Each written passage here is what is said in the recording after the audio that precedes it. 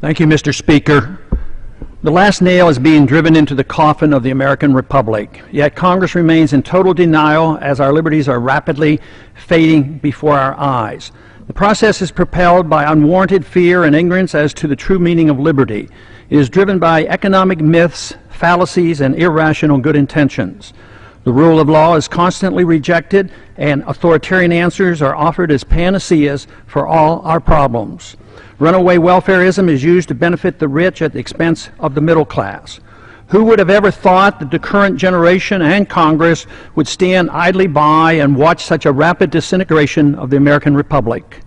Characteristic of this epic event is the casual acceptance by the people and the political leaders of the unitary presidency, which is equivalent to granting dictatorial powers to the president.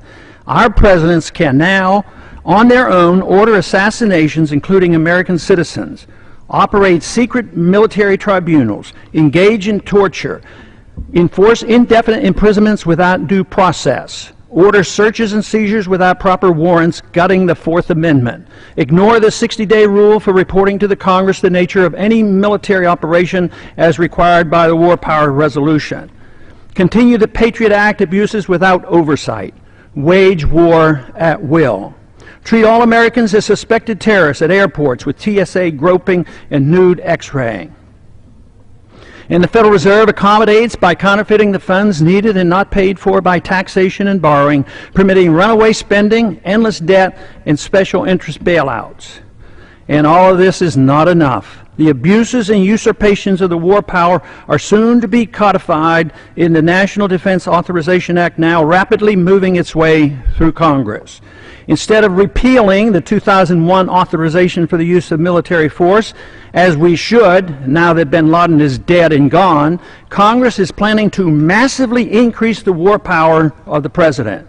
Though an opportunity presents itself to end the wars in Iraq, Afghanistan, and Pakistan, Congress, with bipartisan support, obsesses on how to expand the unconstitutional war power of the president he already holds. The current proposal would allow a president to pursue war anytime, any place, for any reason, without congressional approval. Many believe this would even permit military activity against American suspects here at home. The proposed authority does not reference the 9/11 attacks. It would be expanded to include the Taliban and associated forces, a dangerously vague and expansive definition of our potential enemies. There is no denial that the changes in Section 1034 totally eliminates the hard-fought-for restraint on presidential authority to go to war without congressional approval achieved at the Constitutional Convention. Congress's war authority has been severely undermined since World War II, beginning with the advent of the Korean War, which was fought solely under a UN resolution. Even today, we're waging war in Libya without even consulting with the Congress, similar to how we went to war in Bosnia in the 1990s under President Clinton. The three major reasons for our constitutional conventions were to guarantee free trade and travel among the states, make gold and silver legal tender, and abolish paper money, and strictly limit the executive branch's authority to pursue war without congressional approval. But today, Federal Reserve notes are legal tender, gold and silver are illegal. The Interstate Commerce Clause is used to regulate all commerce at the expense of the free trade among the states. And now, the final nail is placed in the coffin of congressional responsibility for the war power, delivering this power completely to the president, a sharp and huge blow to the concept of our republic. In my view, it appears that the fate of the American Republic is now sealed, unless these recent trends are quickly reversed.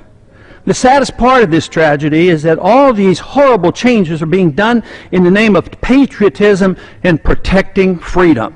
They are justified by good intentions while believing the sacrifice of liberty is required for our safety. Nothing could be further from the truth. More sadly is the conviction that our enemies are driven to attack us for our freedoms and prosperity, and not because of our deeply flawed foreign policy that has generated justifiable grievances and has inspired the radical violence against us. Without this understanding, our endless unnamed, and undeclared wars will continue, and our wonderful experiment with liberty will end. And I yield back the balance of my time.